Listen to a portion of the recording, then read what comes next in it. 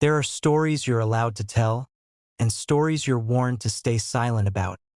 Among the Navajo people, there is a legend so feared that even speaking its name is considered an invitation, a creature that wears the stolen skin of the living, a shapeshifter that walks like a man, but moves like something else. Tonight, we're breaking a taboo.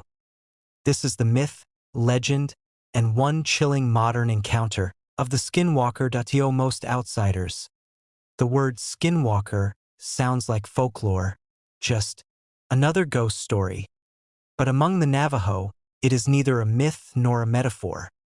The original word is Yinaldlushiai. It translates to, by means of it, it goes on all fours. Not a spirit, not a demon, but a person, a human, who has crossed the line into witchcraft so dark, it destroys their humanity. According to legend, a skinwalker is not born. It is made. To become one. A person must commit an act so unnatural, so violent, that their soul permanently fractures.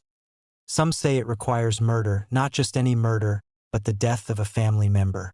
Others say it demands the desecration of sacred burial grounds, or the defiling of cultural rituals.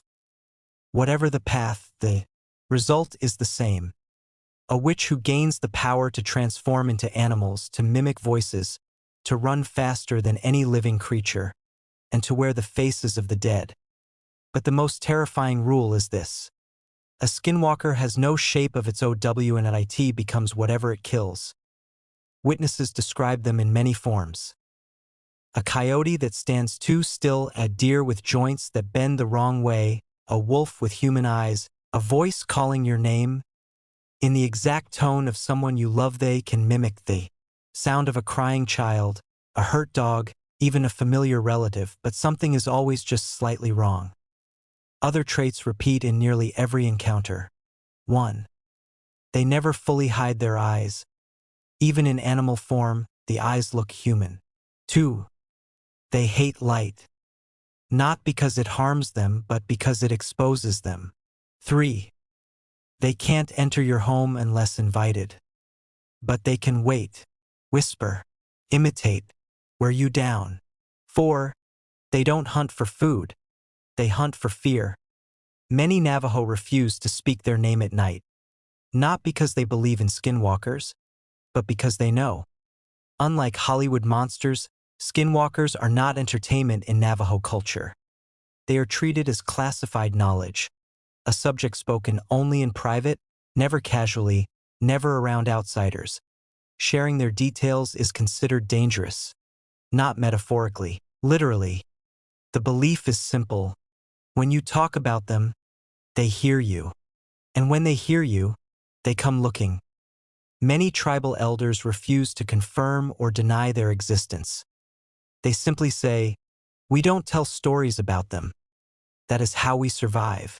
The following case was recorded in 2014 in northern Arizona, near the edge of Navajo Nation. A 27-year-old Border Patrol officer, name withheld for privacy, radioed in at 2:17 a.m., reporting what he believed was an injured man on the roadside. Dashcam footage shows the officer pulling over. Headlights reveal a figure on all fours, naked, hairless, spine bent unnaturally high, fingers long enough to touch the ground. At first, the officer thought it was a car accident victim, until the figure turned its head 180 degrees without moving its shoulders. Its eyes reflected the headlights like an animal. But when it opened its mouth, it spoke, "Help me." But the voice wasn't right. It sounded slowed down, stretched, like a recording played at the wrong speed. The officer drew his weapon, ordering the figure to stay still. The figure then stood up, not gradually, but in one rapid, unnatural motion. It was tall. Too tall. Limbs long and thin, bones in the wrong places, like something trying to remember how to be human. It spoke again, this time, in a perfect copy of the officer's own voice. "Put the gun down." The officer fired a warning shot. The creature didn't flinch. Instead, it smiled. Then it dropped to all fours and sprinted toward the desert at a speed estimated over 40 miles per hour. not running like a person, running like a spider. Backup arrived minutes later. They found the officer shaking, still aiming at the empty desert. No body, no blood, no prints, except for hand-shaped tracks in the dirt. Not paws, not hooves, hands. The official report was filed as disturbed individual, possibly under influence. But several officers later resigned, refusing night shifts near that road again. The dashcam footage has never been released to the public. But the audio leaked. You can hear the creature's voice. Layered. Wrong. Almost human, but not built for speech.in legend. Skinwalkers can be killed, but only if you know their true human name. Because beneath every shape-shifted body, there is still a person alive, angry, and aware of who you are. If you shoot a skinwalker without knowing their name, the body will fall, but the thing inside simply moves on. It finds a new shape, a new face, a new voice, and it remembers the one who tried to kill it. There are no recorded successful kills, just disappearances.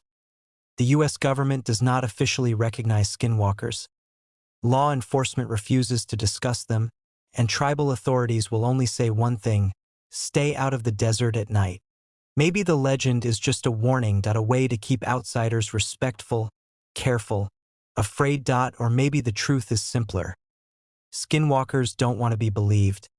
They want to be ignored.